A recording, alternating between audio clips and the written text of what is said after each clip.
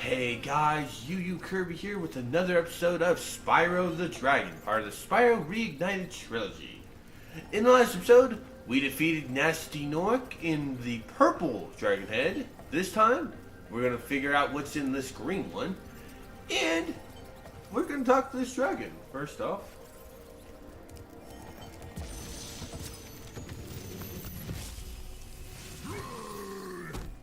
Gnasty's ancient history now. So, what's in there? I believe this is Gnasty's treasure hoard. But the gate will only open if you have found everything in the Dragon Kingdom. Come back when you have reached 100%. Which we just did. Yes, if you 100% everything in the game, you have one last stage to do, Gnasty's loot. This is why that balloonist is here, in case you missed anything. But as we already know, we have the fast travel thing. So it's kind of redundant. Also note, if you want to talk to this dragon, it will always be Magnus. You can never talk to the first dragon again.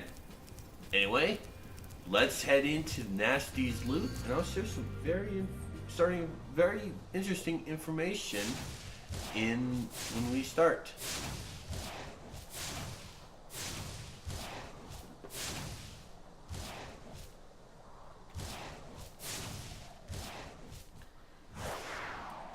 And welcome to the final world, Gnasty's loot. There are no enemies here.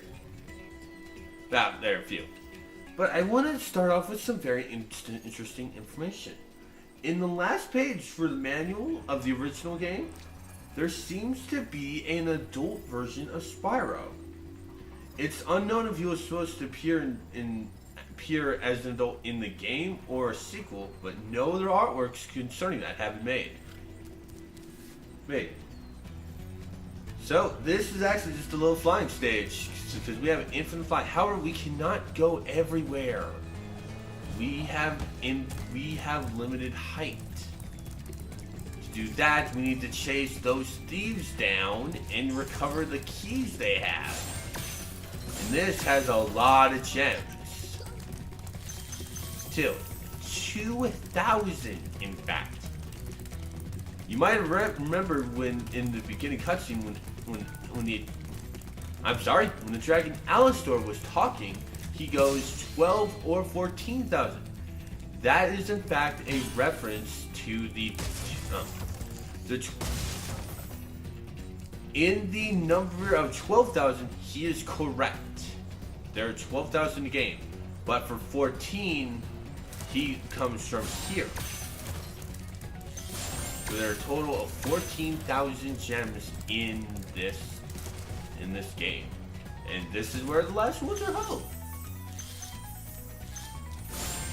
So, that's like, yeah. Basically this, yeah. So now we unlock that first door, we can now actually go higher up. Up there, yeah.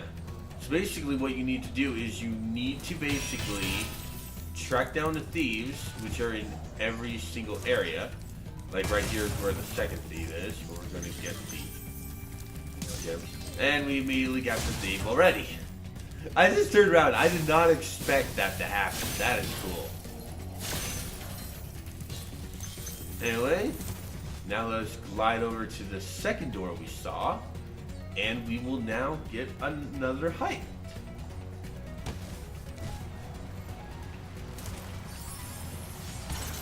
And so now there is a plane thief flying around, which we need to start off from this height if we want to go after, and we immediately got him. That's funny. I believe next, I believe we can also get, and so we can flame this rocket. I believe we can get another rocket over here. Yes, and that one is actually, but this one is actually over here. I believe. Oh yeah, it's over here. Drop down, unlock another height. which automatically has a locked door. And there's the thief. There's the thief plane. This one's a little bit more trickier because he does go into the little pad, but it's a little more annoying because there are also pipes you have to dodge where it's.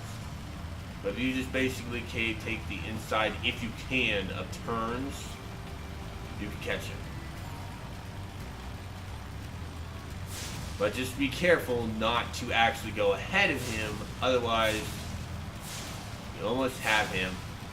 There we go. There's that. This does look breakable, but it's not. It's just the sunlight. Thought I'd mention that before people go, hey, what? Hey, did you try that? No, it's not breakable. Playing this. And this will break this one. I have no idea what I was bumping into. That was really weird. And then break the last one of these.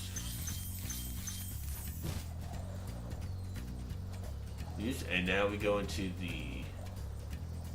Yeah, we've almost broken 1,000 gems. We're halfway through the stage. Break this. Jump up here. And we have now made it to the final... To the final heights, which means we can now go over to where the portal is, but we're not using it. Because there's a path behind here. Full of 25 gems. Turn this, and we have this. You might recognize this as where Gnasty was in the opening cutscene. These are the rest of the gems. And once we do this, there, all 2,000 gems. Yeah. If you pay attention, you might notice this is the room where Gnasty Nork was in for the opening cutscene. We also have these little inspirational posters. Imagination rhymes with devastation, with the appearance of. Yeah, me, I had a little thing. Appearance of haunted towers. Patience is for dragons, which from the lighthouse from Twilight Harbor. Knowledge. This power turns dragons to the crystal with the appearance of a dragon. Practice. It's not about being the best, it's about destroying everyone else. Which I think that's him. I can't actually tell. Now, confidence. There's nothing standing between you and your goal but a tiny purple dragon. And teamwork. It is... I can't read that second word because that magnet's in the way, but that's really weird. Who can't do it themselves. Interesting note about this stage. In the late demo, this level is called Boss, despite having nothing to do with the boss. Has Dark Hollow's music. It's textured a lot differently. The doors have no keyholes. There's no picture of Gnasty Nork. And Spyro can only fly as high as the last platform he's been on, even after reaching higher places. I don't understand that. That's really weird to me. Also, interesting note, this room in the original is not where you see Gnasty was. In the final game, you see him actually where he's standing on in his boss stage. Anyways, now we have all 1,400 treasure. Let us return home.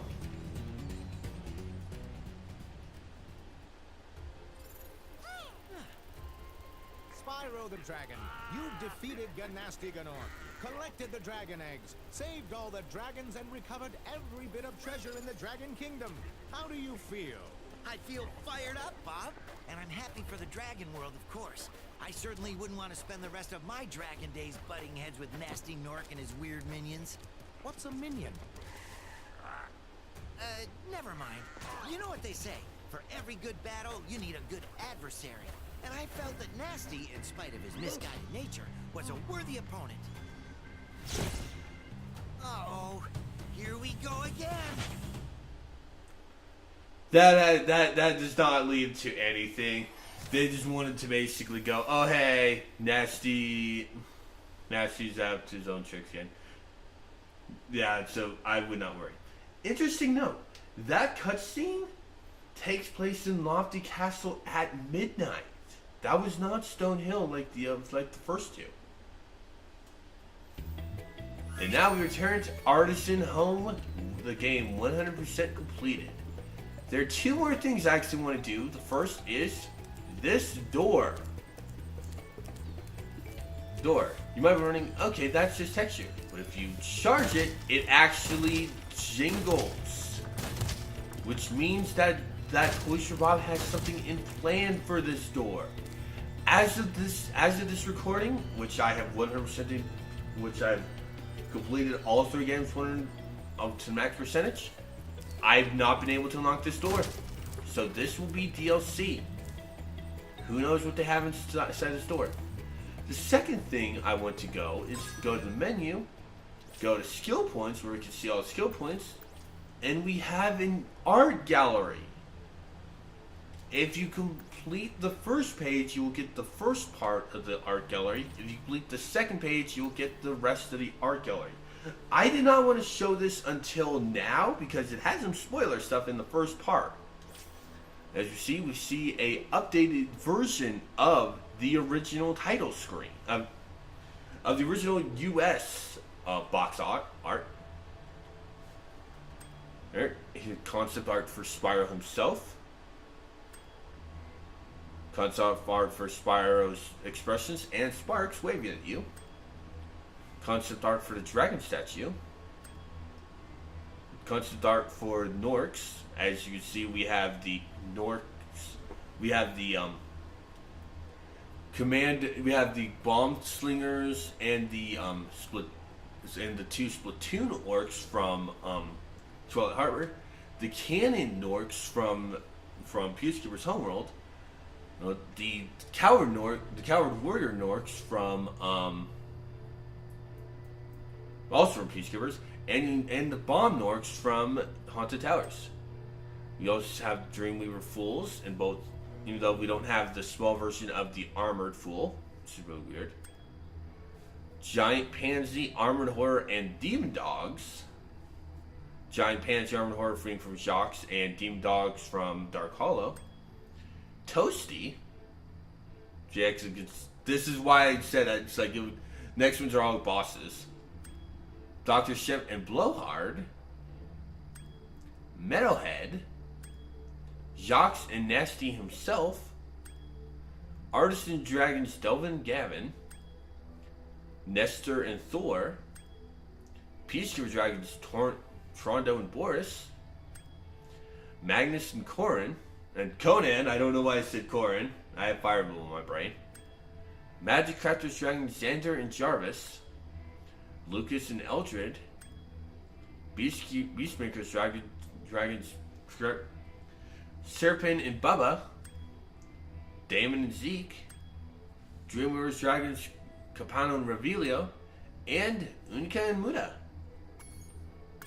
That is kind of about it. We have completed Spyro Dragon 100%, except for whatever's behind this door, which we have to wait till Toys for Bob announces DLC. And for those going, why do you assume there's DLC? Well, Crash. I was actually putting my arms crossed and I accidentally hit the control stick. Anyway, what I was saying is, Crash got DLC. It's like it has 2 DLC stages: Storm Ascent, which was a cut stage from the game, and Future Frenzy, which I believe is a new stage. I never actually heard of Future Frenzy, to be honest. So why not DLC for this? And considering this door was never here, this may take us to either a super stage, or it might be the Machinist world that was cut. Who knows?